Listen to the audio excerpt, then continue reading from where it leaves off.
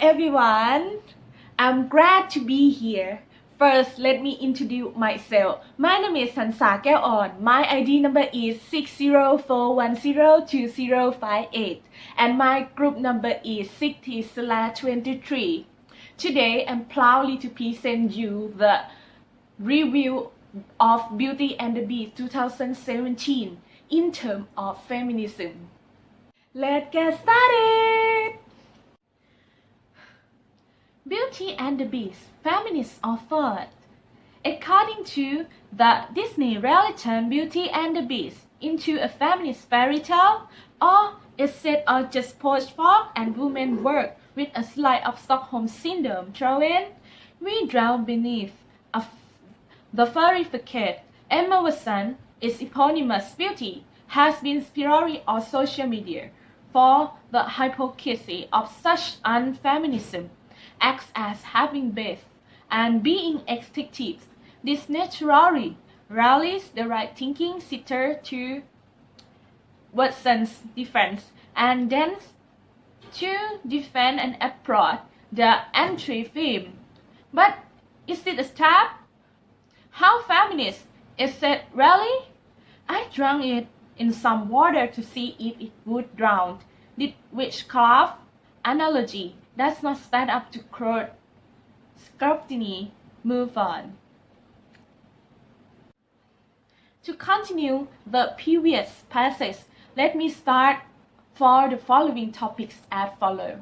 First, incomplete subversion of the genre.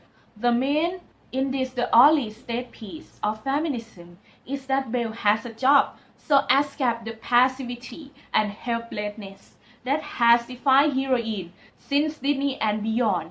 Eagle-eyed feminist checker knows even before the film's release that Belle inventing is unpaid.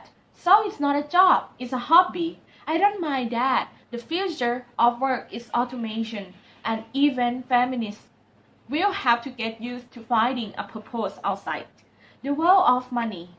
I do, however, feel proud to point out that Belle's invention is a washing machine, a contraption she rigged up to a horse to do her domestic work while she teaches another miniature feminist how to read. The underlying message baked into this pie is that really is woman works, which the superbly clever woman will delegate to a horse while she split ritually. It would be better if she had used her considerable intellect to question why she had to wash anything at all. While her father did nothing more useful than mend clock, it's unclear to me why anyone in this small family needs to know the time. Teach pioneer Emma Watson as Belle in the workshop with her father, paid by Calvin Klein, photograph Raleigh Sparham, AP. Later, the top of transformation, girl in drag touches up in finery by supernatural cupboard or bird or whatnot, is subverted as Belle finds herself encased in silks, only to liberate herself immediately after a defiant, I'm not a princess, however, for the climatic ballroom scene. She is transformed with a petty date. So it smacks of that teenage 1990s inconsistency, rebelliously rejecting fairly, conformity 1 minute, while loving in it the next. I did. However, I rather extend on her bravery, even if her only weapon of any efficacy was a kiss. Next, glorification of male domination. There is more than a whiff of 50 Shades about this film, though not in the savagery of the Beast, who rocking people in cages aside, is more cantankerous than violent. Instead, there the dueling over the castle opulence the visual carrier of every chandelier, and gold leaf dotterel. This is very scarcity. The scent that wealth has erotic charge of its own, and furthermore, that nobody that rich can possibly be bad.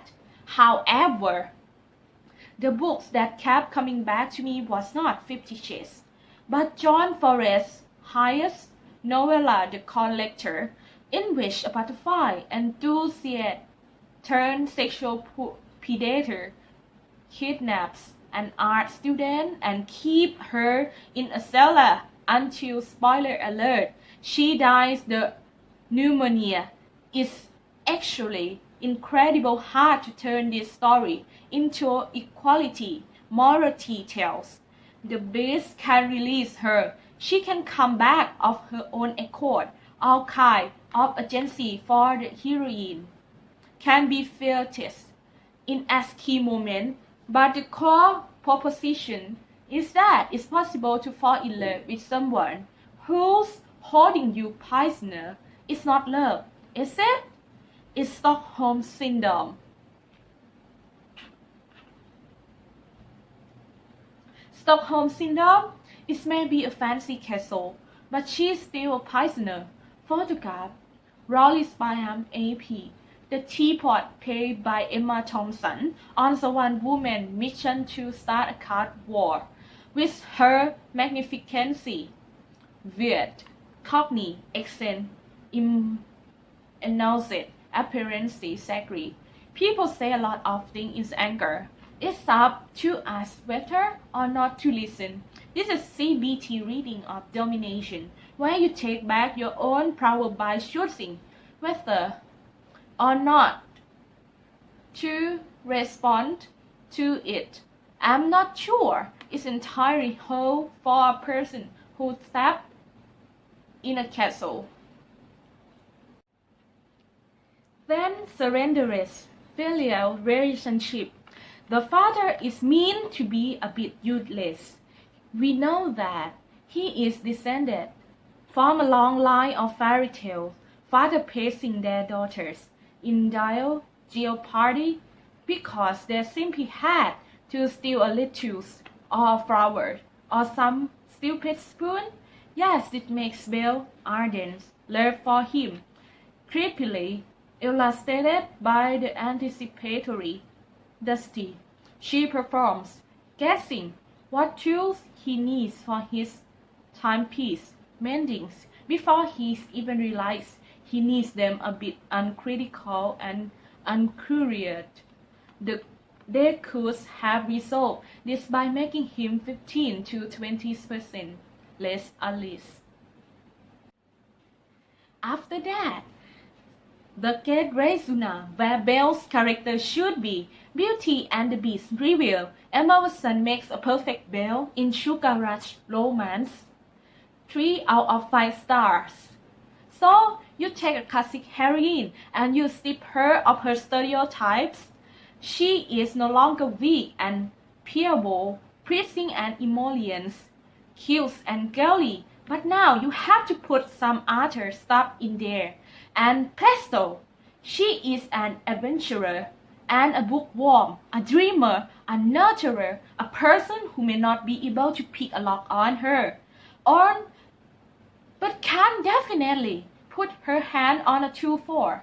When a man wants to pick a lock, the problem is that all her new trade a petty saccharine.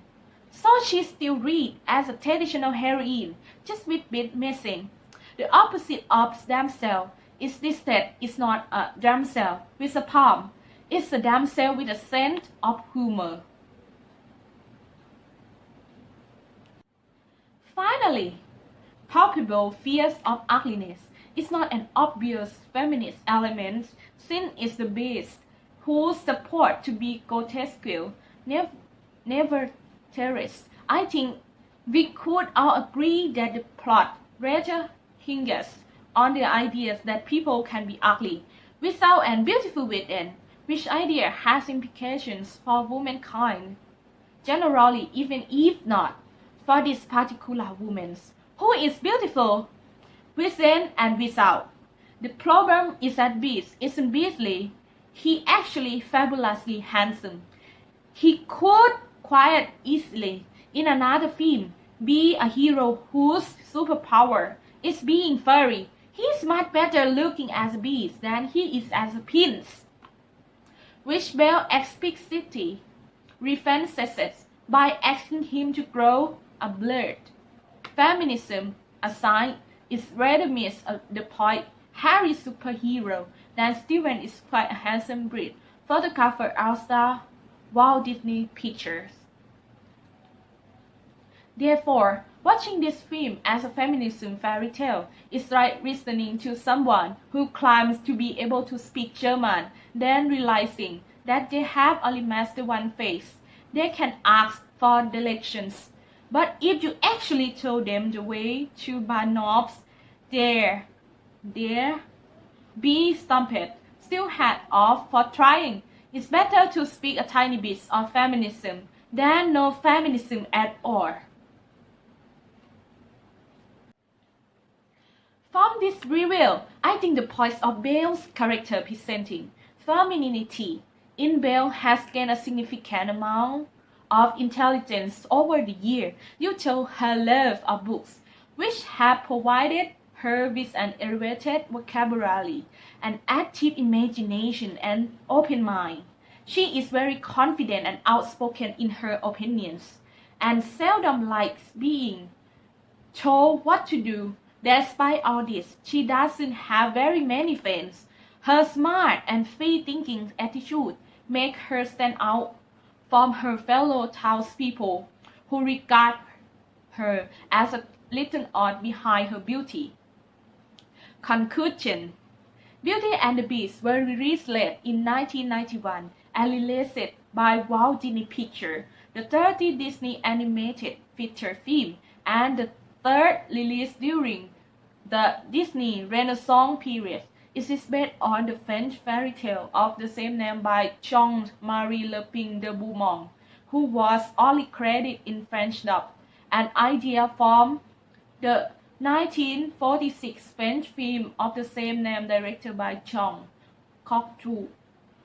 Beauty and the Beast focuses on the relationship between the Beast, a prince who is magically transformed into a monster, and his servants into household objects as punishment for his arrogance, and Belle, a young woman whom he imprisoned in his castle to become a prince again. To break the curse, Beast must learn to love Belle and earn her love in return before the last petal falls from an enchanted rose, or else the Beast will remain a monster forever.